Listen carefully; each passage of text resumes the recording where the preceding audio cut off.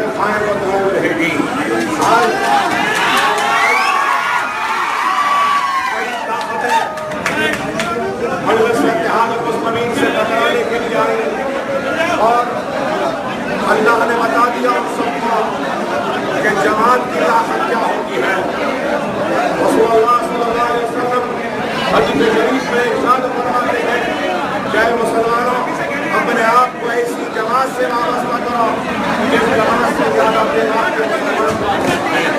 اگر تم ایسی جماعت سے وابستہ ہوگے تو اللہ تعالیٰ تمہاری حفاظت کرے گا, اور اگر کوئی بالغ بھر کی دوری کی جماعت سے اختیار کرے گا تو وہ شیطان کا ساتھی ہوگا.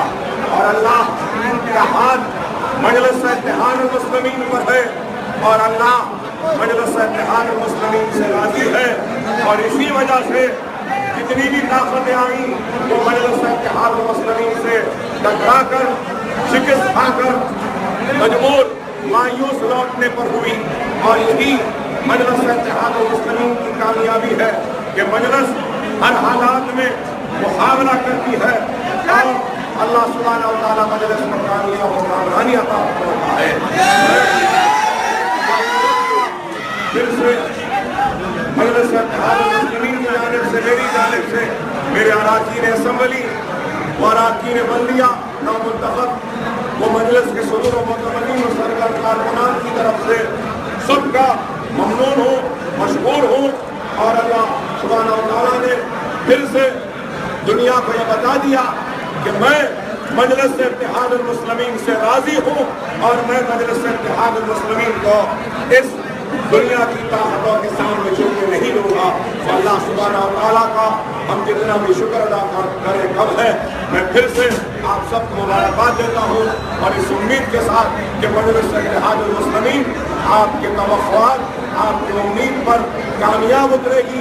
آپ کے ہر دکھ درد آپ کے مسائل میں آپ کے درمیان رہے گی اور حق کی آواز کو بلند کرے گی اور حق سے کبھی منہ نہیں موڑے گی, اظہار حق سے کبھی منہ نہیں موڑے گی.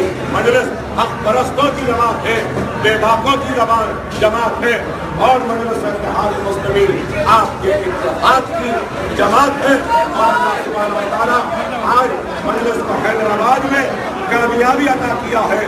انشاءاللہ تعالیٰ آنے والے کل میں مہاراشٹرا میں, ممبئی میں, مالیگاؤں میں, بھیونڈی میں اور جہاں جہاں پر بھی بڑی انتخابات ہوں گے مجلس اتحاد المسلمین ایسی غیر معمولی کامیابی حاصل کرتی ہوئی ممبئی شہر سے لے کر اتر پردیش تک جائے گی اور ایک آواز بنے گی مظلوم لوگوں کی اور مسلمانوں کی ایک نئی طاقت بن کر ابھرے گی اور مجلس کامیاب و کامران ہوگی. میں پھر سے آپ سب کو مبارکباد دیتا ہوں